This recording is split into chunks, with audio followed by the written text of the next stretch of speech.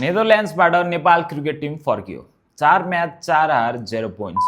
तर नेपाल क्रिकेटको 2026 को स्टोरी सकिएको हो त होइन। आउनुहोस् जानौँ अब बाँकी रहेको 2026 मा नेपाली क्रिकेटको कस्तो स्केड्युल रहेको छ त। सबैभन्दा पहिला अगस्तमा नेपाल अस्ट्रेलिया जाँदैछ। टप एन्ड टी20 सिरिज डार्विनमा 6 म्याचेस स्ट्रङ अस्ट्रेलियन टिम्स र इन्टरनेसनल टिमको अगेन्स्ट खेल्नेछ।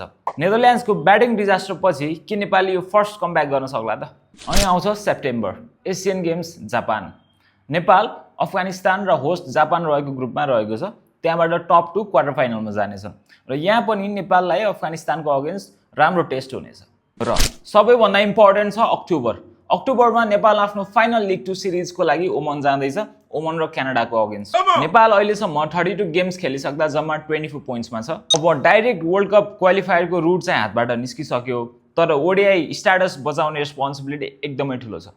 अनि इन्टरनेसनल प्रेसरको बीचमा एनपिएल सिजन 3 अक्टोबरदेखि नोभेम्बरको विन्डोमा फेरि TU ground franchises foreign players pack crowds Nepali क्रिकेटको बिगेस्ट फेस्टिभल रिटर्न्स र year finish India A Nepal आउँदैछ डिसेम्बर 9, 11 र 13 मा 3 T20 matches TU ground. So नेदरल्यान्ड्सको 4-0 हार पछि नेपाली क्रिकेटको एन्ड चाहिँ होइन, तर एउटा वार्निङ चाहिँ हो। We could lose our ODI status यदि हामी राम्रो खेल्न सकेनौँ भने। अहिलेको लागि एकदमै इम्पोर्टेन्ट क्वेसन भनेको can we at least preserve our ODI status?